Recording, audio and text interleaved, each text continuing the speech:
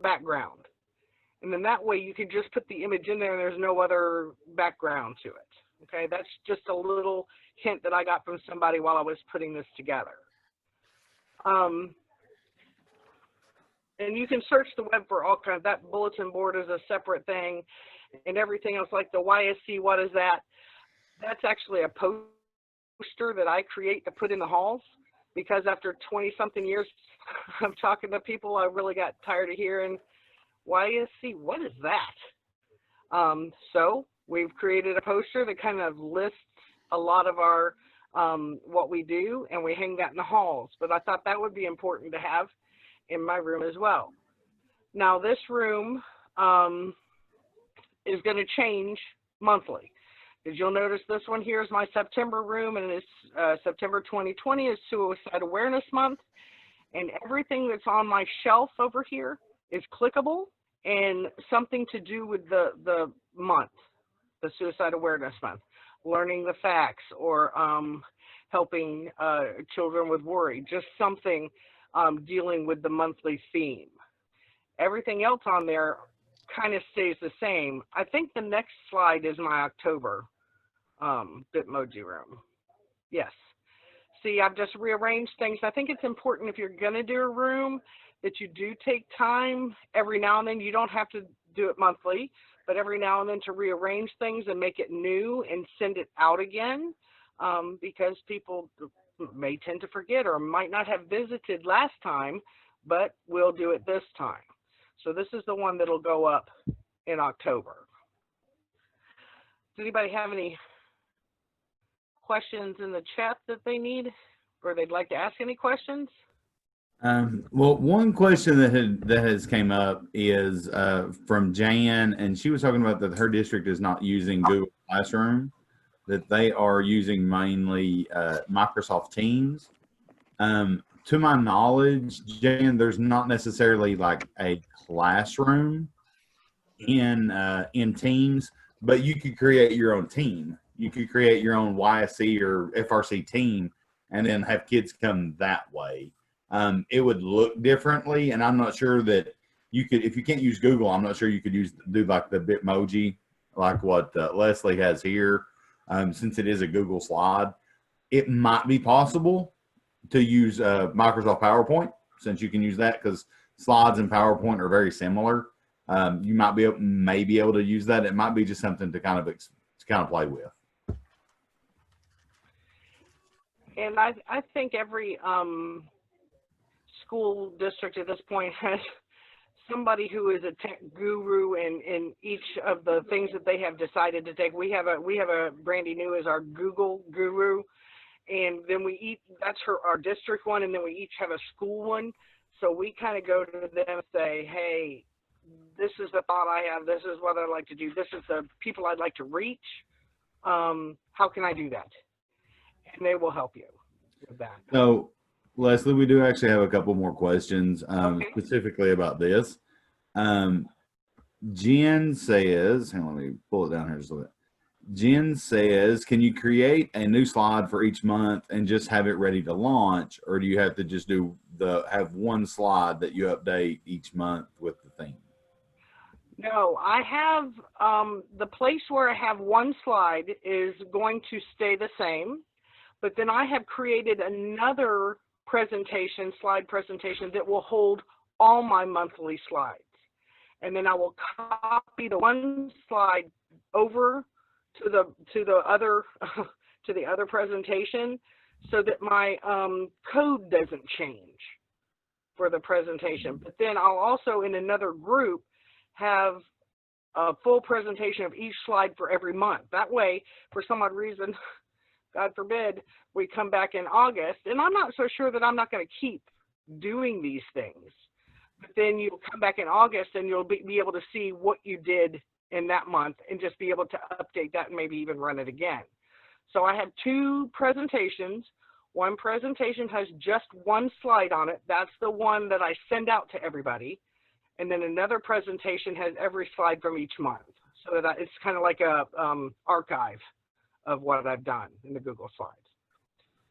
Okay. Okay. Any other questions? That sounds good. There's another question for you, Leslie. It says, "How long does it take to create?" This is from Gail. "How long does it take to take you to create this room if you're changing it every month? Consider someone is an amateur."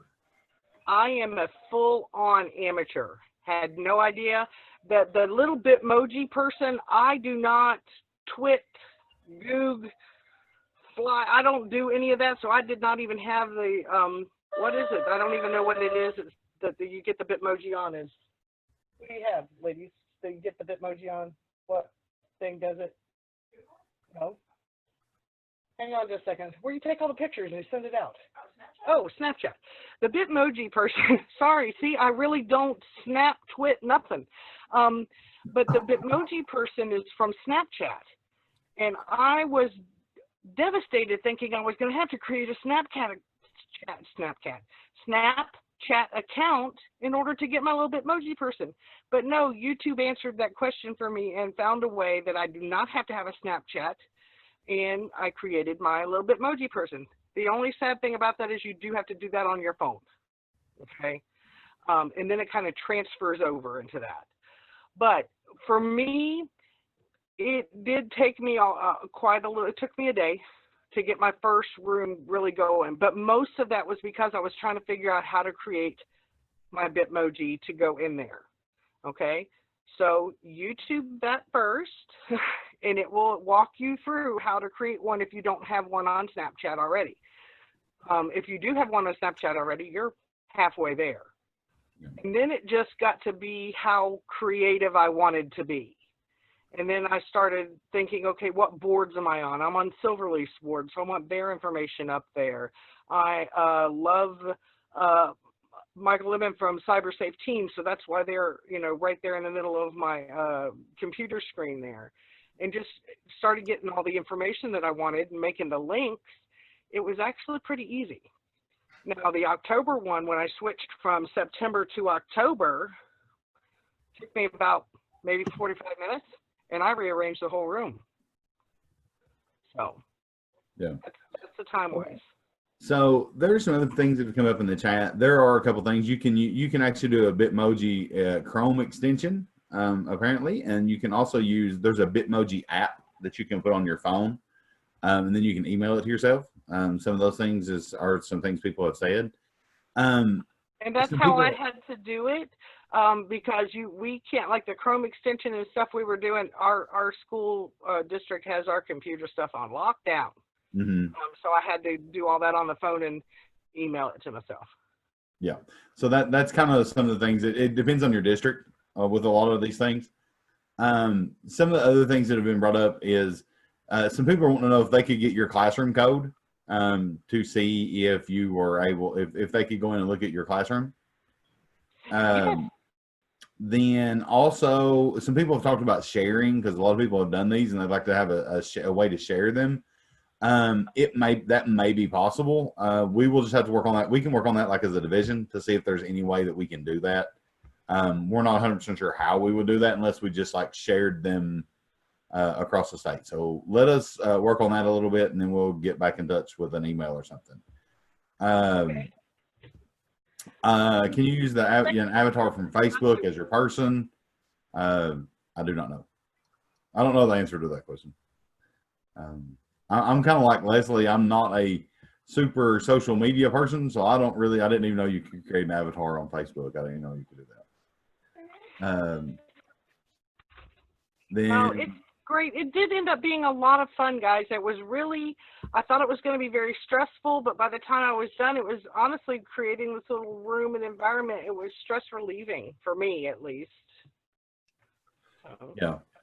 Then Mariana also says that there's a way you can get people to get to your page is do a scavenger hunt with a prize to have people just to introduce your page and to get people to access it and those type of things. That's actually a really good idea to probably get people involved.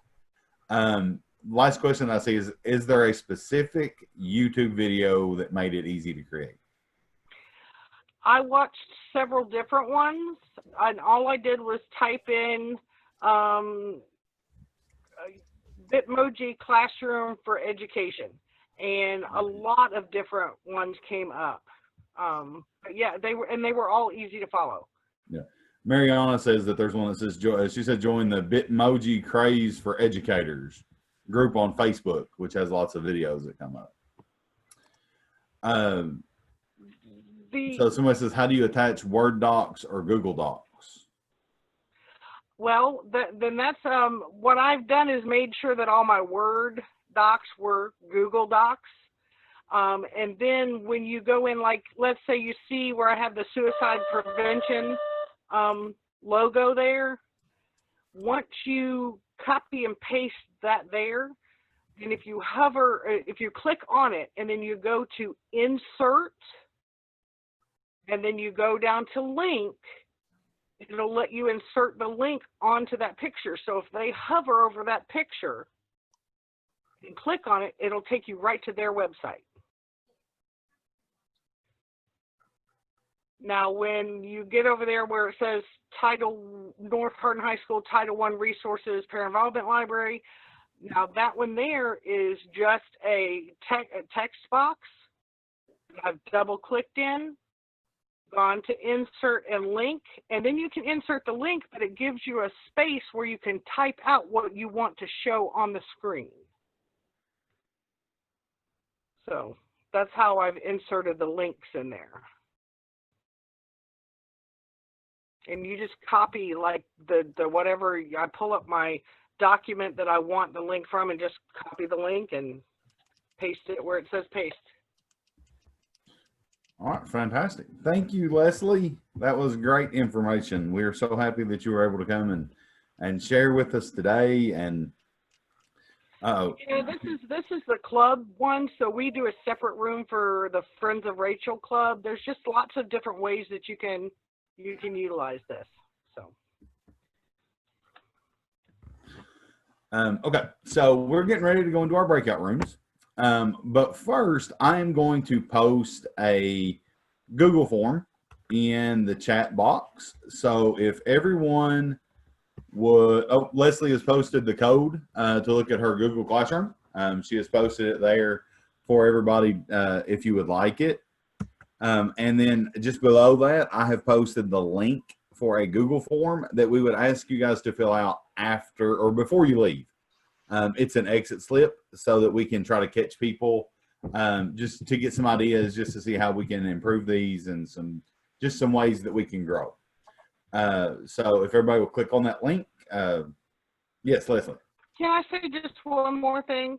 In moving to the virtual stuff and having virtual advisory council meetings, which I will have my first of next week, I just found it very important this past week. I have a coworker here in the office with me, and I practiced that Zoom meeting with just her. Practice sharing screens and putting my agenda up, practice all that. If you're nervous about that and you haven't done it yet, just find somebody to practice with.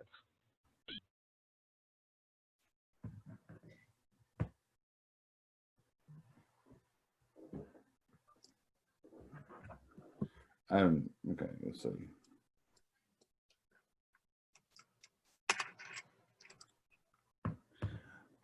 Okay, so that's very good, and that was some great information. It says that some people are trying to join. It says their permission is not letting them join. It says they don't have access, Leslie, to your Google. You need a Google to get in. Yeah. Yeah, it says the share settings are set to your school domain, which is probably true. Which means just like more people can access. They should be open. It should be open to Gmail, and I turn around in a second, make sure I've got them open correctly. If you don't have Gmail, then no, it probably wouldn't work. Yeah. Okay, again, I just posted the link again.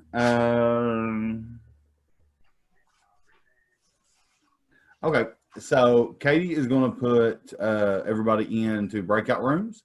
The first question that you're going to have today in the first breakout room is the first question is, what is your biggest struggle right now as a coordinator. So go into there, and then when you come, then we're going to bring you back in, and we'll figure out everybody that's saying that they don't see the Google form. We'll try to get that fixed for when you guys come back. So we're going to take everybody and send you into the breakout rooms.